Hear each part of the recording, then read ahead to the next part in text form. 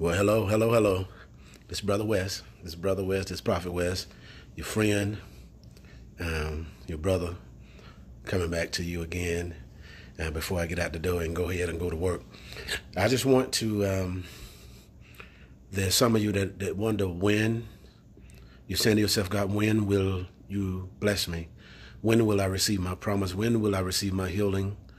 When will you answer my petition? But I'm going to let you know where some of you think that either God has forgotten about you, or God ain't listening to you, or you feel like what you believe in God for hadn't happened, isn't close to happening. I'm going to explain the reason why. And the reason why, if you look in James 1 and 8, James 1 and 8 says that a double-minded man is unstable in all his ways. And then the Bible says, let not that man think that he's going to receive anything from God because he's double-minded. In other words, he's wishy-washy. He don't keep his word. You up one day, you're down another. And so what it is you're unstable. You're being rocked to and fro. Sometimes you believe and sometimes you don't believe. But what God is looking for, he's looking for your consistency and your honesty. Because just like the man that had the child that had the dumb spirit, but then that man said, God, I believe, but help mine unbelief. So in other words, that place where I don't believe, help that place. See, the reason why God can't hear you because you're divided. You're too divided. You're not concentrating. See, you're not giving God your heart. When you concentrate, that's when you give God your heart. That's why he allowed troubles to come sometime. See, because when you're in trouble and when you're broken, that means he can get your attention because there's no other distractions. There's the only way you can go is up because you're down so low. And so it's a matter of stand the strip, keep believing and keep having faith and don't doubt. And another thing is stay the course. Don't gossip out of frustration. Don't begin to talk and complain, because when you complain and murmur, it cuts you off from receiving God. It does. The children of Israel, it happened to them when they murmured and complained. Those who murmured and complained, they didn't make it in the promised land. And so if you still don't want to make it, if you still don't want to receive your promise, and now that you're getting instructions, if you don't do this, if you just keep on complaining, if you don't receive your promise, keep on complaining. Because if you keep on complaining, it's not going to happen.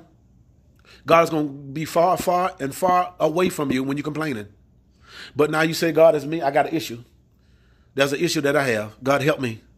Help me not being so conflicted. Help me not stop being so selfish. Let me do things that you want me to do. Let me stop trying to promote myself, but promote you. See, that's where it's at too. It's God promotion, not self-promotion.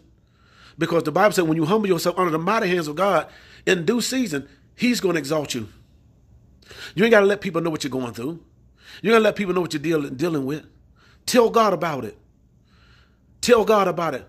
Unless you have someone that you know that's going to pray for you and pray with you. Don't say and do things to make people feel sorry for you. That's your reward. But the Bible said, go in your closet. You got an issue, you got a problem, go to God yourself in your closet. Work out your own soul salvation. And when you get in that closet, close the door. And what you do in secret, God's going to reward you openly for. That's going to be your open blessing. God's going to heal you and bless you openly, but you have to go quietly and sow seeds. And what you sow seeds privately is going to come up in a harvest corporately. If you're sowing bitterness, doubt, wishy-washy, hate, revenge, frustration, that's going to be your harvest. God knows. Yeah, man looks at the outer appearance, but God knows the heart. Yeah, God knows what you're saying. God knows what you're thinking. And so God, this word is to help you and to stop you in your tracks and say, God, it's me. Help me.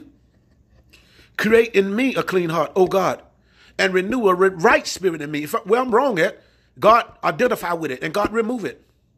If I'm doing something wrong, God, block it. Help me where I can't help myself, God. This is what God is looking for. And that's how you're going to hear your prayers.